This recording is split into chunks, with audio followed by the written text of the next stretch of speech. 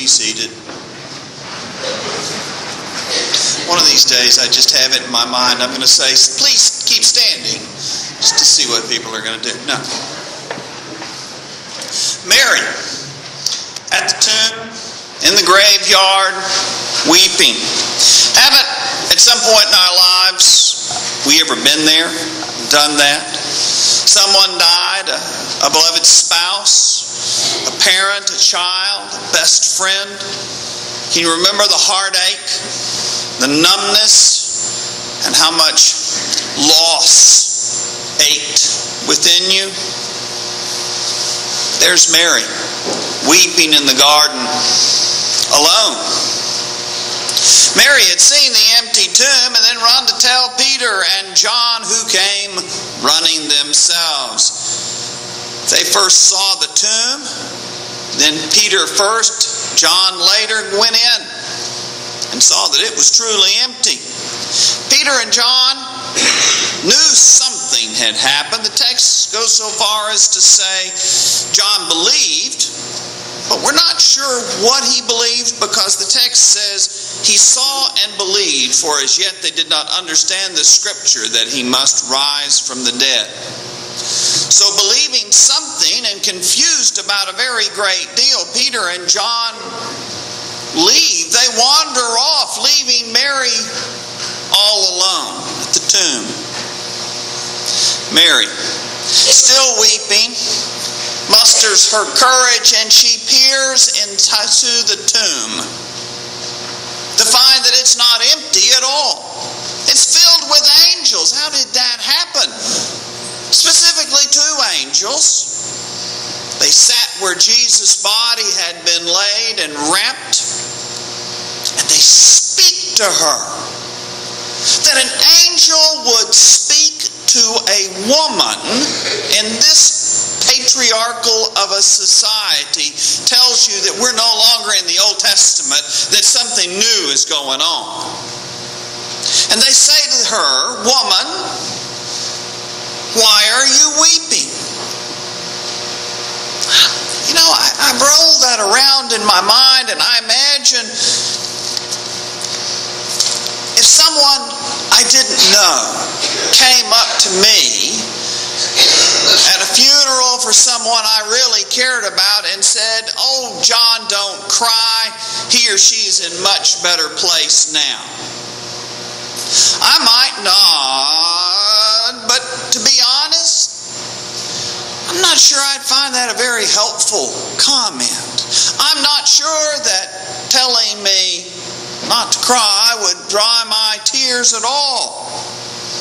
So maybe you can imagine Mary's initial response to the angels seems to be a little bit chilly. She answers them, "They have taken away my Lord, and I do not know where they have laid him." She tells them she's not only grieving about the death of Jesus, which she has come to accept, but now she also has to face the brutal insult of her loved one's body has been stolen, kidnapped, taken away. Not only God knows what happened to it. How could she not weep at this double blow? As of yet, she can't even imagine a resurrected Jesus. Having apparently quite enough of the seemingly slow-witted angels, she turns her back on them. Have you noticed in the Old Testament, no man would have ever turned his back on an angel because they were scared to death of them? You would all either waited till the angel left or you backed away very carefully. She turns her back and she begins to walk out of the tomb,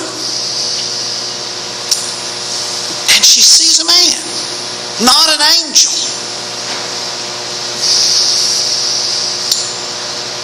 And the person asked her, "Woman, why are you weeping? Whom are you looking for?" Does anyone here, we've read the story, does anyone here believe that Jesus didn't know why she was weeping? Didn't know whom she was looking for? Mary assumes this man is a gardener in a cemetery. Maybe they didn't have a word in Greek for sexton, keeper of the cemetery. So she assumed she was speaking with the individual who tidied up around the tombs, who got the weed eater out, cut all the grass, took all the dead flowers out every week and such. She looks at him and says, "Sir, if you have carried him away, tell me where you've laid him and I will take him away." How didn't she recognize Jesus? Did he look different? Was she just not looking him in the eye as she was talking? Was the sun in her eye? Were her eyes full of tears? Or was it just one of those things when somebody from someplace else suddenly comes in front of you and you don't recognize them for a moment? They're just not supposed to be in that place. Yeah, this is sort of important. I think this is very important. We want to know, how will we recognize Jesus when Jesus comes back? Jesus is coming back, you know. Jesus promised us he was coming back.